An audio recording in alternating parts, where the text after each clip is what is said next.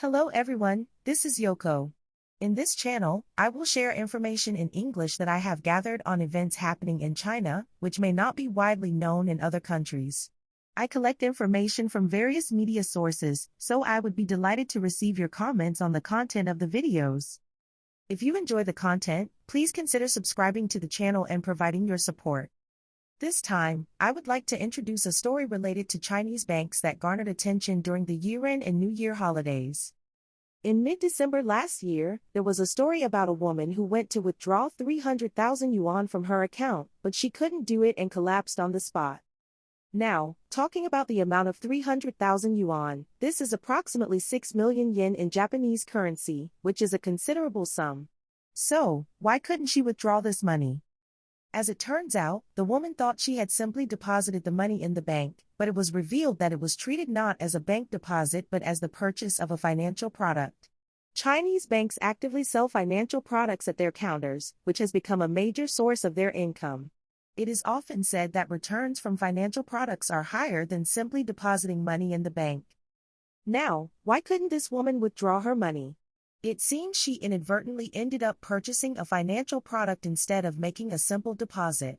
When banks sell these financial products, fees are incurred, and sometimes the staff who sell the products at the counter may receive incentives. Therefore, when customers come to deposit a significant amount of money, banks actively encourage them to purchase financial products instead of simply saving money. This proved advantageous for the banks in various ways. For example, the funds generated from the sales of these financial products often flowed into local government financial platforms or real estate development companies. This created a structure where the general public was unaware of the risks associated with local governments and real estate development companies. From the bank's perspective, this arrangement was favorable. Even if the money flowed into high-risk enterprises, the bank itself wasn't directly lending money, allowing it to avoid related risks. Directly lending money to real estate developers could pose the risk of non-repayment, as has been warned for many years.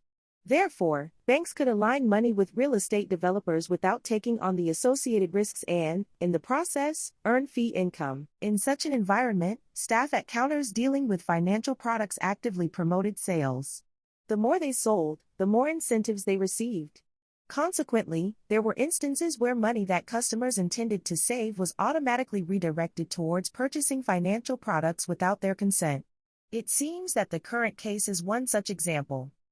In the case of financial products, for instance, one can receive the principal and interest after a year. Until then, withdrawals are not allowed. Therefore, when attempting to withdraw the 300,000 yuan that should have been saved, this woman was informed, "No, you cannot withdraw it now," leading her to a mentally distressing situation. If a similar incident were to occur in Japan, it would likely be a serious enough situation for the bank's management to take responsibility. However, in China, such situations are quite common for banks. This is the reality in China. Perhaps, this case is just the tip of the iceberg. I would like to share another story related to banks. It's a story where money deposited with the intention of saving is automatically directed towards financial products, the staff at the counter receive incentives, and the bank earns fees. This is not just an isolated case but rather a systematic practice, likely on a large scale. There is a possibility that more cases like this may come to light in the future. By the way, when money intended for savings is forcibly converted into financial products that only return the principal and interest after a certain period, there is a possibility of receiving an amount exceeding the initial savings. However, in contemporary China, it's not uncommon for financial products to become worthless. Even if a company goes bankrupt, or even if it hasn't actually gone bankrupt, there are instances where they say, "We cannot repay the money." Many cases exist where money thought to be saved is redirected towards financial products, and individuals are informed that it won't be returned.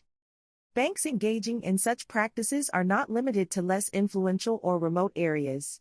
This is happening at major banks operating nationwide, such as Agricultural Bank of China. For reference, this incident occurred in Shandong province. Given the current economic situation in China, a significant downturn is expected this year, and the conditions are conducive to financial product defaults. In such a situation, individuals who thought they had substantial savings may find out that their savings have been reduced to zero or face difficulties in withdrawals. Now, let me introduce another story related to a bank that is currently attracting attention in China. There is a discussion about imposing sudden limits on the amount one can withdraw. The specific amount varies for each individual, but there are reports of a sudden limit of 1,000 yuan for daily withdrawals. Searching on Chinese websites reveals numerous articles advising people on how to deal with these limits. The restrictions may be imposed without prior notice and may coincide with events like going to the airport for foreign travel. If sudden withdrawal limits are imposed, people may first consider ways to lift those restrictions. Many online articles discuss solutions to remove withdrawal limits. However, resolving this issue involves more than just contacting the bank via phone or online. Individuals may need to visit the bank in person. Therefore, if there is an urgent need for money and withdrawal limits are in place, this can become a significant problem. It's wise to be prepared for the inconvenience of going directly to the bank, rather than expecting a resolution on the same day. Now, why are such limits imposed? When inquired with the bank, the explanation often revolves around legal restrictions aimed at preventing money laundering. However, if there's a possibility of criminal activity, why set the limit at 1,000 yuan? This seems a bit peculiar. By the way, in Japanese yen, this is approximately 20,000 yen. If there's a potential for criminal activity, freezing the account would be expected. Allowing withdrawals up to a certain point and then restricting it seems a bit odd. Some argue that the current liquidity shortage in banks is a contributing factor.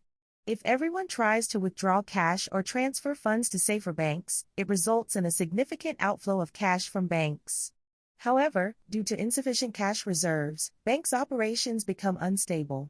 To prevent large-scale outflows and withdrawals, limits are imposed. This is speculated to be a response to China's initiative to lend money to eliminate hidden debts of local governments and exclude zombie companies from banks. From a long-term perspective, channeling funds into areas where recovery is difficult not only defers issues but also means not resolving them. Banks, including Agricultural Bank of China, one of China's major banks, are believed to be under considerable pressure due to a cash shortage. The situation may be worsening compared to when it was previously addressed in a video. As the demand for funds increases in China for various reasons leading up to the Chinese New Year, it usually does not significantly impact the operation of banks. However, if many people start withdrawing large sums, it may stress the banks. What is worrisome is the possibility that banks are actively restricting withdrawals to alleviate this potential stress. These restrictions are a concern not only for individual depositors but also for corporate accounts. If similar restrictions apply to corporate accounts, it may adversely affect business operations. If rumors spread about banks facing difficulties, businesses may decide to move funds to larger, safer banks, triggering a chain reaction. In summary, while depositors expect the freedom to withdraw money at any time, imposed restrictions may be viewed by banks as a means to ensure their survival. However, this could potentially increase distrust and suspicion towards banks. Banks may perceive this as a necessary measure for self-preservation, but there's a possibility of growing caution and skepticism. Therefore, the fate of Chinese financial institutions, particularly from an essential perspective, will be closely monitored this year. That concludes our discussion for today. Until next time.